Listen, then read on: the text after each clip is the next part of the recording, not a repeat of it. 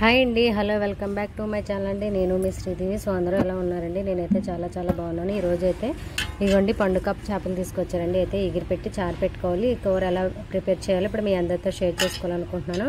ఈ రెసిపీ మీలో ఎంతమందికి తెలుసు నాకు కామెంట్ సెక్షన్లో కామెంట్ చేయండి. అలాగే మన వీడియోకి లైక్ చేయండి ఫ్రెండ్స్. మీరు లైక్ చేస్తే నా వీడియో మరింత మందికి పోస్ట్ అనేది వెళ్తుంది. ప్లీజ్ తప్పకుండా అయితే ఒక లైక్ చేయండి. ఇప్పుడైతే ఇవైతే చేయించేసి తీసుకొచ్చారండి.